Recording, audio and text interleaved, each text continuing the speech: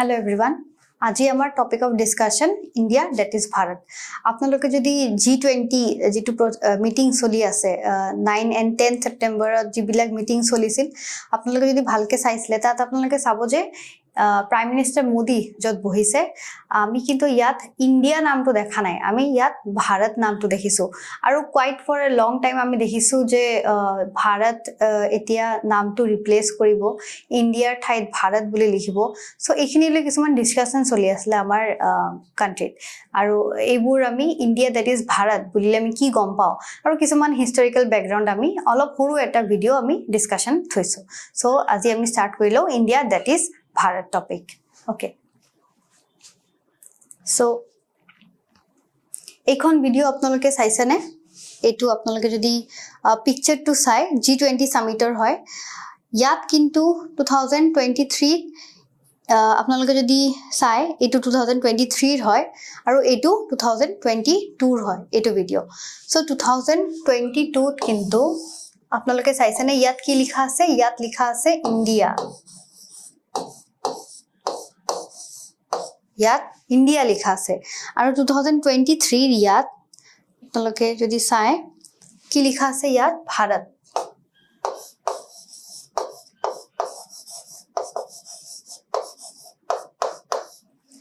So difference তো দেখিছে না আপোনালোকে যে বিকজ এতিয়া ভাৰত নামটো ৰিপ্লেস কৰিব বুলি ভাবিছে ইন্ডিয়াক ৰিপ্লেস কৰি ভাৰত লিখিব বুলি মানে এটা ডিসকাশন চলি আছে হেতু কাৰণে কিন্তু আমাৰ G20 মিটিংছতো আমি দেখিছো ইয়াত ভাৰত লিখা হৈছে instead of India so Bharat India এটুলৈ ইমান ডিসকাশন চলি আছে আকৌ আমি এটা কোৱেশ্চন সুধিব লাগিব যে আকৌ মানে ডিসকাশন কিয় হ'ব লাগে ইমান ভাৰত আৰু ইন্ডিয়া একে বস্তু হয় সো হেতু লৈ আমি কিয় ইমান বেছি ডিসকাশন চলি আছে কিয় মানুহৰ ক্ৰিটিসাইজ কৰি আছে আমি অপজিশন পাৰ্টি দেখিছো তেওঁলোকে এটো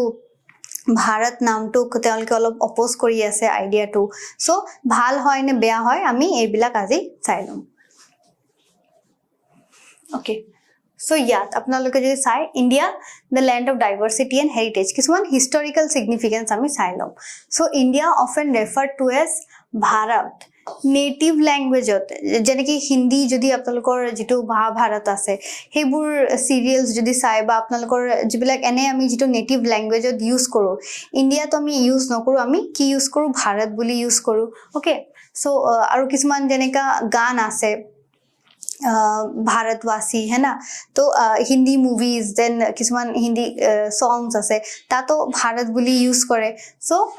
নেটিভ ল্যাঙ্গুৱেজত কিন্তু আমি ভাৰত বুলি ইউজ কৰো ৰেফাৰ কৰা হয় country that encapsulate a rich treasury of culture আমি জানো আমাৰ ইন্ডিয়া কি হয় unity in diversity আমাৰ বহুত বেছি ডাইভাৰ্স কান্ট্ৰি হয় ল্যাঙ্গুৱেজ বহুত বেছি আছে ethnicities আমাৰ বহুত বেছি আছে ডাইভাৰ্স আছে ভ্যাৰাইটিজ আছে আমাৰ খোৱা বোৱা ফেস্টিভেলস সো ইমান বেছি ডাইভাৰ্সিটি আছে আমাৰ ইন্ডিয়া সো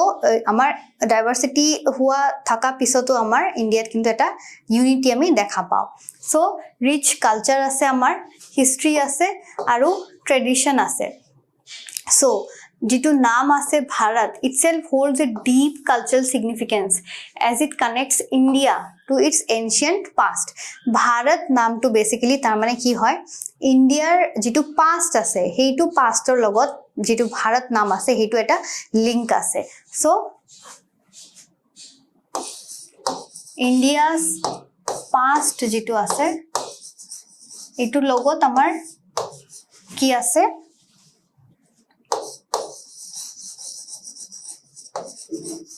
ভাৰত এটো এটা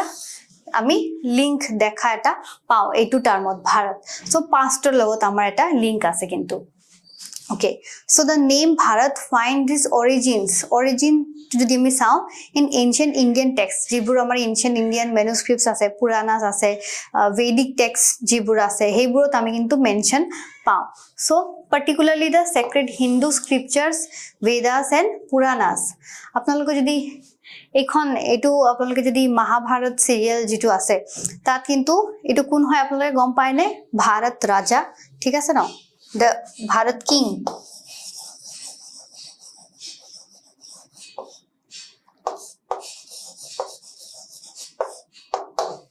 শকুন্তলাৰ সান আছিলে হয়নে সো তেওঁৰ পৰা কুৰু যেটো আমি কব পাৰো কুৰু গ্ৰুপটো এমাৰ্জ হৈছিলে সো তেওঁ আছিল তেওঁৰ পৰা আমি কব পাৰো যে ভাৰত নামটো লোৱা হৈছিল আমাৰ এটা তেতিয়া পাষ্টৰ লগত কিন্তু আমি এটা লিংক পোৱা যায় ওকে নেক্সট ইয়াত আপোনালোকে চাব পাৰে cultural diversity so it is a land where people from various ethnic backgrounds religion language coexist harmony আমি যেটো আগতে অলৰেডি কৈছিলো ইমান ডাইভাৰ্সিফাইড হয়ও আমি বহুত বেছি আমাৰ ইউনিটি আছে সো আপোনালোকে ইয়াত দেখিছেনে কিমান বেছি ডাইভাৰ্স হয়নে এইবোৰ আমাৰ কালচাৰছ হয় দেন কিছুমান যেনেকে মনুমেন্টস আছে দেন ডান্স ফৰ্মস আছে সো দেন ফনা ফ্লোৰা কিমান বেছি ডাইভাৰ্স হয় সো এইবোৰ ডাইভাৰ্সিটি হোৱা থকাও আমি কিন্তু ইন্ডিয়া বহুত এটা ইউনিফাইড কান্ট্ৰি হয় okay so cultural diversity next religious pluralism why the term pluralism why pluralism because আমি দেখিছো আমি এটা হটপট ইন্ডিয়া যেটো কান্ট্ৰি হয় ভাৰত যেটো কান্ট্ৰি হয় এটো এটা hotpot of various mix of religions ইয়াত কিছুমান ৰিলিজিয়নস বাৰ্থ হৈছে যেনেকে জৈনিজম বুদ্ধিজম আৰু কিছুমান ৰিলিজিয়নস কি পাইছে আমাৰ ৰিফিউজ পাইছে ঠাই পাইছে যেনেকা ইছলাম ওকে দেন খ্ৰীষ্টিয়ানিটি জোৰোএষ্ট্ৰিয়ানিজম এইবোৰ ৰিলিজিয়ন আহি আমাৰ ইন্ডিয়াত কিন্তু ঠাই পাইছে ৰিফিউজ পাইছে আৰু কিছুমান বাৰ্থ লৈছে ইন্ডিয়াৰ পৰা যেনেকি ইয়াত আপোনালোকে চাব Hinduism Buddhism Sikhism, Jainism. So, hetu karone term to religious pluralism. Etu apnalokor society jitu topic ase GS paper 1 tat kintu apnalokor karone helpful hobo. So, ekhini points kintu apnaloke mains to kintu use koribo pare. Okay, next heritage and traditions ami dekhisu amar jibirak national monuments ase aru kiman important UNESCO heritage sites ase then bahut khini amar dolls banabo jitu various types of dolls ase then amar kisuman dance forms ase so iman besi amar bahut heritage hoy and then traditions amar bahut khini diversified hoy so the India that is Bharat acha India that is Bharat আপোনালোকে গম পাইনে ইয়াত এটো code আছে mention এই term to India that is Bharat মনত আছে না আপোনালোকৰ এটো কি হ'ব আমাৰ article 1 India that is Bharat so encompasses an extraordinary wealth of architecture marvels ancient temples historical monuments and traditional art forms okay next আমি যদি চাও of India's official name as per constitution is India as per constitution official name to ki hoy amar India hoy aru there is no specific constitutional provision that mandate or enables the change of India's name to Bharat Bharat namot kintu change koribole heneka eku provision kintu nai but then India jitu official name hobo etu amar constitution ase okay yat apnaloke jodi sai Article 1 of Indian Constitution defines India as union of states so ami dekhisu article 1 ot amar ase India that is Bharat eneka likha ase so is a union of states and states that India that is Bharat shall be union of states eneke amar constitution ot article 1 ot likha ase gotike apnaloke term 2 bhalke sabo je article 1 ot term 2 ki likha ase India aru Bharator uporot okay then ya dia ase এই article 1 of যেটো term আছে it acknowledge করে both the term India আৰু ভাৰত হেতু কাৰণে আমাৰ যেতিয়া constitutional লিখা বনোৱা হৈছিলে যিবোৰ আমাৰ কনস্টিটিউশনাল মেকাৰস আছিল তেওঁলোকে মাজত এটা ডিসকাশন চলি আছিল যে আমি ভাৰত ৰাখিম নামটো নে ইন্ডিয়া সো এটা ডিবেট চলি আছিল গতিকে দুটা নামটো যাতে acknowledge হয় দুটা নাম যাতে acceptable হয় হেনেকে আমাৰ নামটো কিন্তু ৰাখা হৈছে হেতু কাৰণে ইন্ডিয়া দ্যাট ইজ ভাৰত বুলি আমাৰ আৰ্টিকেল 1 ত লিখা মেনশন কৰা আছে that means it acknowledges মানে accept কৰে both the names India and Bharat আমি ভাৰতও কব পাৰো ইন্ডিয়াও কব পাৰো একো হেৰি নাই but then interchangeably কিন্তু আমি ইউজ কৰিব পাৰো হেতু কাৰণে আমাৰ কনস্টিটিউশন আৰ্টিকেল 1 ত লিখা আছে আৰু that means it is acceptable এনেকা নহয় যে ভাৰত নামটো দিব নোৱাৰি it is acceptable আৰু ভাৰত নামটো কি হয় আমাৰ ancient pastৰ লগত এটা লিংক দি দিয়ে আমাক okay then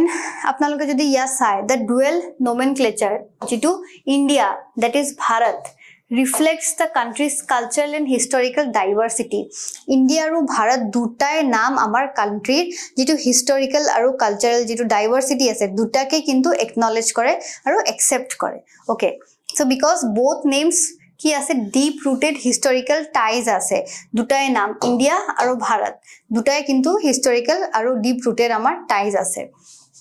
Then আমি ইয়াত যদি দেখো ইন্ডিয়া টু কোৰ পৰা লোৱা হৈছে আমি গম পাও ইন্দাস নদীৰ পৰা এই টাৰ্মটো আহিছে আৰু ভাৰত যেটো আছে আমি অলৰেডি দেখিছো যেটো ভাৰত ৰাজা আছিলে বা আগৰ দিনৰ পাষ্টৰ লগত লিংক কৰি ভাৰত নামটো আহিছিলে সো আমি কিন্তু ইউজ কৰিব পাৰো এনেকা নহয় যে ভাৰত নামটো ইউজ কৰিব নোৱাৰো দ্যাট ইজ বেসিক্যালি আমি ক'ব পাৰো এটো আৰু গ্লোৰিফাই কৰে আমাৰ পাষ্টক আমাৰ পাষ্ট যে ইমান বেছি ভাল আছিলে আমি এনে এটা দেশৰ এটা পাৰ্ট হেতু কিন্তু আমাৰ গ্লোৰিফাই কৰে এটো টাৰ্ম ভাৰত ওকে দেন আকৌ যদি আমি নামটো যেতে চেঞ্জ কৰিব বিচাৰোৱে তেতিয়া কিন্তু গভৰ্নমেন্টৰ সেন্ট্ৰাল গভৰ্নমেন্টৰ এটা কনস্টিটিউশনাল এমেন্ডমেন্ট প্ৰসেস এটা আনিব লাগিব আৰু ইয়াত কিন্তু ষ্টেটসও ইনক্লুড কৰিব লাগিব বিকজ এটা ফেডাৰেল টপিক বা ফেডাৰেল ইস্যু এটা আহি যায় সো এটা কনস্টিটিউশনাল প্ৰসিজাৰ হয়ে এই নামটো চেঞ্জ কৰিব পাৰিব ওকে সো আজি কাৰণে ইমানে আসলে আমাৰ শৰ্ট ভিডিওস কিছুমান এমসিকিউজ আমি চাই লও Okay, what is the significance of using both India and Bharat in the Constitution of India? Already আমি discuss কৰিছোৱে যে ইন্ডিয়া আৰু ভাৰত দুটাই নাম একেলগে Constitution of India কিয় ইউজ কৰা হৈছে অপচন ইয়াত আছে India refers to the English name of the country while Bharat is its native name. Bharat is the official name of the country. ইয়াত কৈছে official name এটো কি হ'ব অটোমেটিক্যালি আমাৰ wrong হৈ যাব Both names are used to emphasize India's cultural and historical diversity. So, etu amar ki hobo correct hoy jabo. Etu ami sai lo India is used for international communication and Bharat is used for domestically. Etu to eneka no hoy. Etu eta wrong statement. Then it refers to English name eneka to no hoy. India kor pora asile amar Indus nodir pora naam to ahisile. So, amar answer to ki hobo both names are used to emphasize India's cultural and historical diversity. So cultural আৰু historical এটা link বুজাব কাৰণে both কিন্তু India আৰু ভাৰত নামটো use কৰা হৈছে Okay. Next, the dual nomenclature of India, that is Bharat, in the constitution signifies. দুটা নামে কি signify কৰে Okay, here site options আছে a constitutional mandate to change the country's name to Bharat etu to no hoy constitutional mandate to eneka nai je naam to change koribo pari eneka provisions nai so etu cancel acceptance of both names as equally valid and significant so etu e hobo because ami dekhisu dutai ki buje amar history aru culture logot eta link bujhay so answer to amar B hobo Preference for the name Bharat over India eneka to no hoy preference to ekue no hoy because duta ke equal importance dia hoise so preference etu wrong hobo historical reference to the two main empires in ancient India etu amar wrong hoy jabo so answer ami yat pai gosu acceptance of both names is equally valid and significant so ami Bharat likhu ki India eku heneke kintu matter nokore okay next As per the Indian Constitution, which article recognizes India by its names, India and Bharat. Gotike amar article to already discuss korisu ki hoy amar article 1. Okay. Then, what is the cultural and historical significance of the name Bharat in Indian context? Cultural aru historical significance to ki hoy Bharat naam to. Number 1, it is derived from the Indus River etu no hoy because India to hai hoy so cancel it reflects the ancient Indian kingdom of Magadha etu cancel hobo eneka to no hoy it symbolizes continuity with India's deep historical past or logot continuity bujabole karone Bharat term to use kora hoise so etu hobo amar correct statement It is associated with the British colonial era. Etu amar wrong hoy jabo. So basically jodi ami sao